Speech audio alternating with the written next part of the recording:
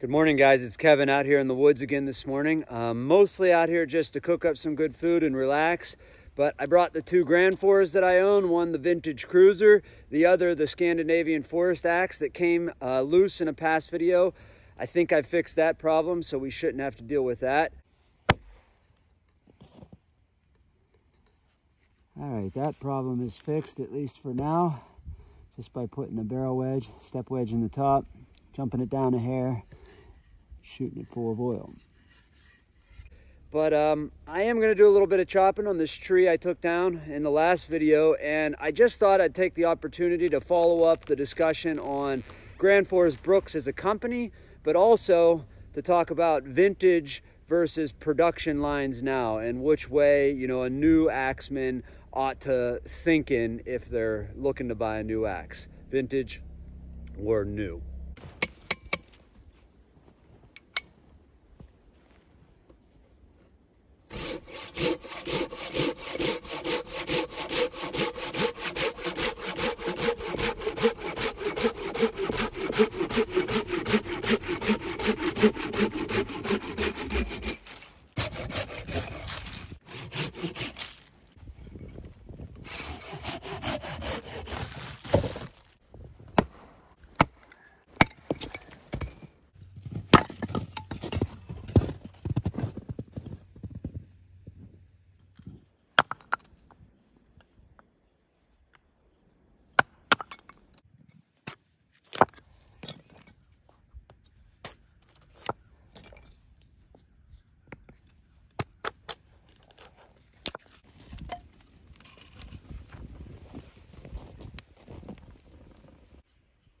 Just so you know, it's really difficult not to crack a joke here.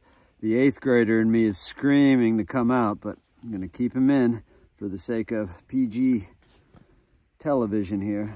I didn't even make any Lorena Bobbitt jokes. All right, pop those on the Barbie. We're ready to go.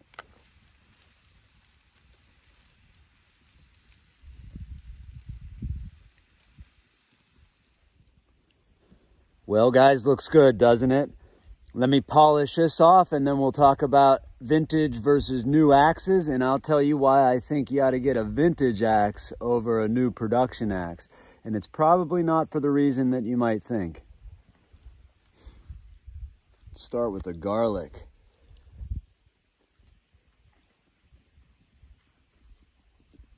I love roasted garlic. It just melts in your mouth, followed by onion.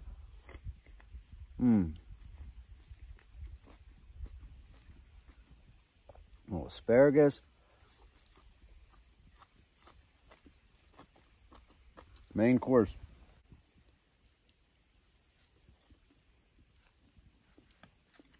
That's good. All right, guys, you don't want to watch me eat the rest of this? We'll get with you in a minute. All right, guys, now that my pig belly's full, we're going to do a little bit of chopping, but first let me tell you why I think you're better off buying a vintage axe than you are a new production axe. Principally because I think if you're going to do this, that's to say chop, I think you need to know how to grind an axe and hang an axe and maintain an axe. And you're not going to learn that as quickly if you buy a new axe, especially if you buy an axe that's pretty close to being set up for you out of the box. So I'm pretty much convinced at this point that there never really was such a thing as an out-of-the-box chopper, and I don't think there ever really will be such a thing. I think guys were always grinding their axes to their preference and thinning the handles to suit their feel. That said, there are some axes on the market today. I would say most of the axes being produced today take a lot of work to get them to chop and feel good in your hands. So considering that, why not just buy a vintage head and buy a handle or a handle blank and learn those skills up front rather than on the back end, because you're going to need to know how to do these things sooner than later, so that you might as well learn how to do them now. So that's my main reason for preferring vintage axes over new ones. It has nothing to do with quality. I don't know anything about steels. I just know when an axe takes a keen edge and holds it over time. I don't even know much about vintage axe patterns. It's not really my interest. I like using axes and I know what I like and I know what works and what doesn't. But I do think that the Gransfors Bruks company has this cult following that the quality of the axe doesn't quite merit. So I feel the same way about Snap-on. There's a cult following surrounding these tools that the price just doesn't merit. And I know I'm going to get shit for that, but it's just the reality that they're charging a lot for an axe, and you're not getting a whole lot more for that money. Now hold on before you crucify me. I like this axe. The first axe that I ever owned was Husqvarna's cross of this. Yes, the blade width is very small, which makes this not a very efficient axe. It has a light head, which means you have to get the head speed up to make this axe work. That said, I like this axe. Nonetheless, this axe is not the best axe in the world for anything, really. How it became so popular, I think, had a lot to do with Ray Mears really liking that small forest hatchet.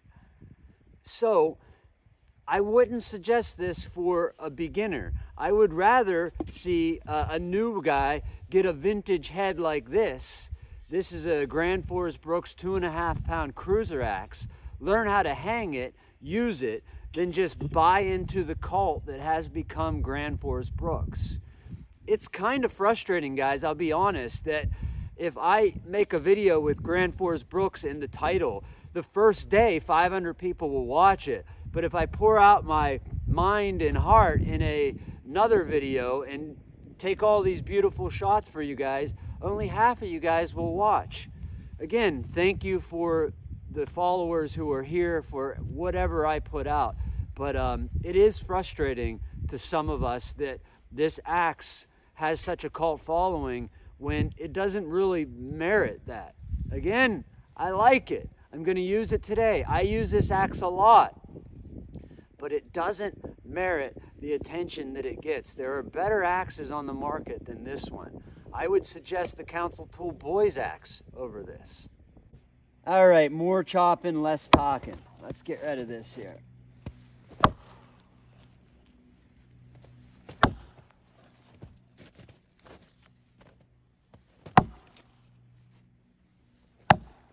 One reason that I do really like these small axes is because it will teach you to be accurate.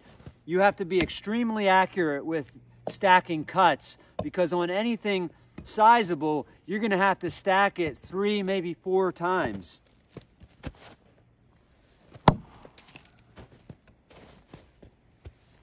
And you got to whip the axe. You got to be a little bit more snappy with these light axes.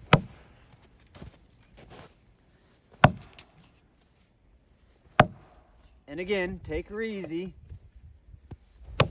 Okay, while you watch this chopping footage, I want to clarify a couple of things.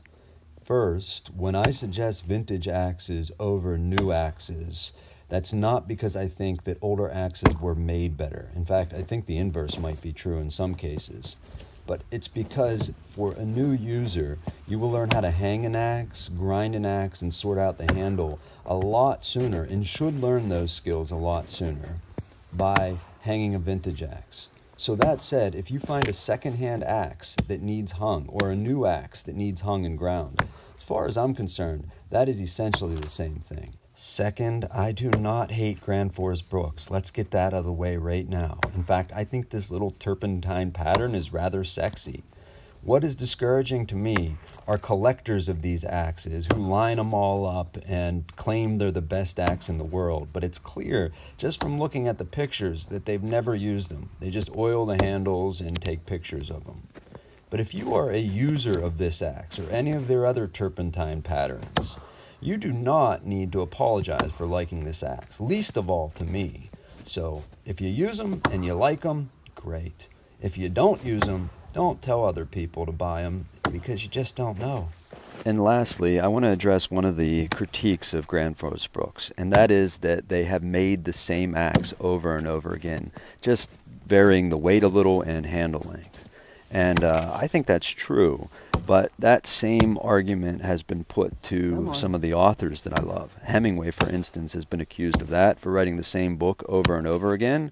But if the first one was gold and the people loved it, I mean, if it's the story you have to tell, continue to tell it until it's told in every variation that you can imagine, right? Am I wrong about that?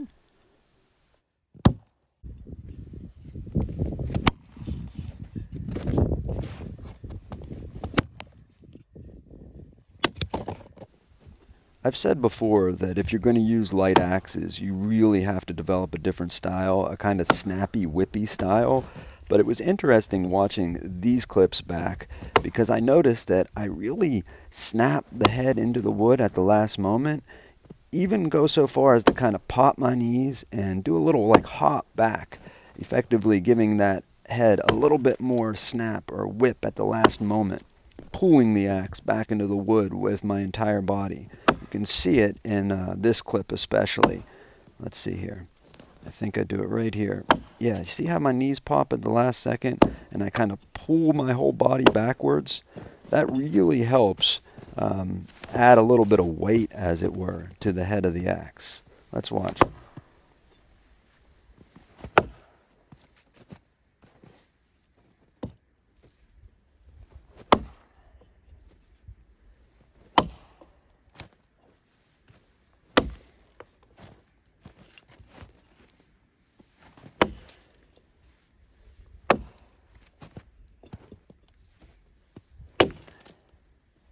All right, guys, that's about all I got time for today. I just took a walk. Didn't take the camera with me, but I want to really quickly talk about a few of the things that I like about this axe, but also the reasons why I don't think this is the best axe in the world. The one thing that I really like about this axe is that the steel is hard, but not too hard that you can't file it. And it's hard enough that since I've sharpened it 6 months ago, I haven't had to do anything to it. So it definitely takes a keen edge. However, I thought I wouldn't have to worry about the hang, and as you could see, that came loose. So that's a thumbs down. The handles come thick and they have a stupid hooked swell that you have to do something with, or else you're going to end up with a blood blister. You also have to seriously thin down the handle, but the hickory that they use is really nice. It's really hard, which does mean it doesn't flex quite as nice and you have to thin it down a lot more, but it doesn't mark up at all. It really is nice and hard, and even if you overstrike, you're not going to bust this handle very easily. The one downfall to a small light head like this is you have a short edge. You know, I don't know what this is, maybe 3.5 inches. Another reason these little turpentine heads are not the greatest pattern for cordwood work is that they're flat on the sides. They're not convex from edge to edge. There's no high center line, which makes this long, thin edge geometry sticky in bigger wood. Now you can see that I got a 19-degree chisel grind on there with no secondary bevel, which the steel is holding up just fine with.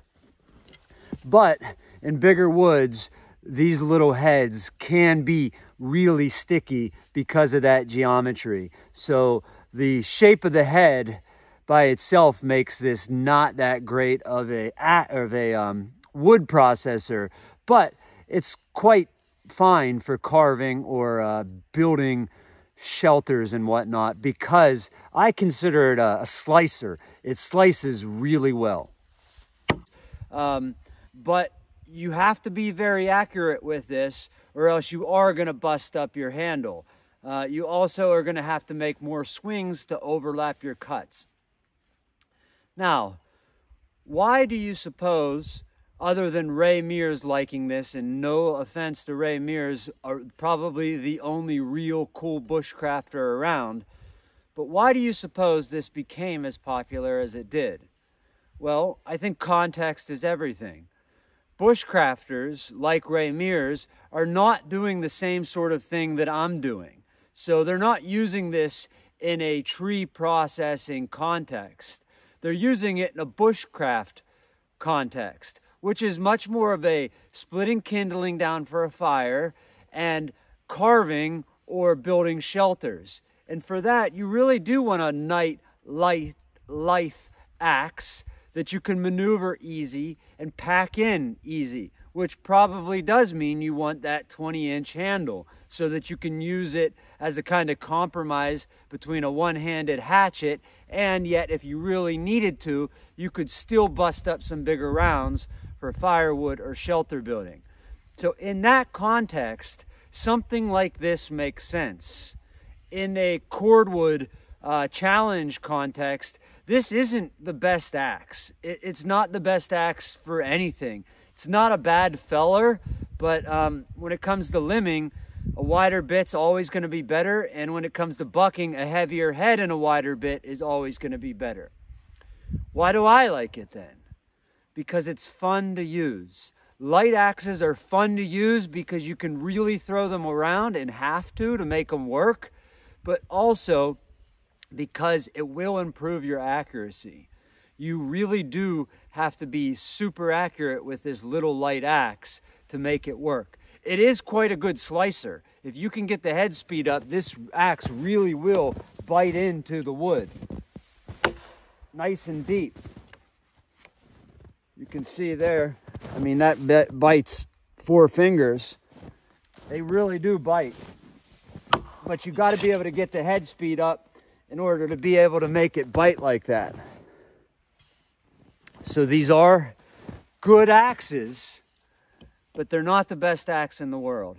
And I was seriously disappointed and let down when the head came loose. Thankfully, I was able to fix that, at least for now. But until next time, guys, please thank you for the subscribers who watch all my videos. And, you know, thank you for the guys who only click on whenever it's a Gransfors Bruks video as well. But good axe, not the best axe in the world, in my opinion. See you on the next one.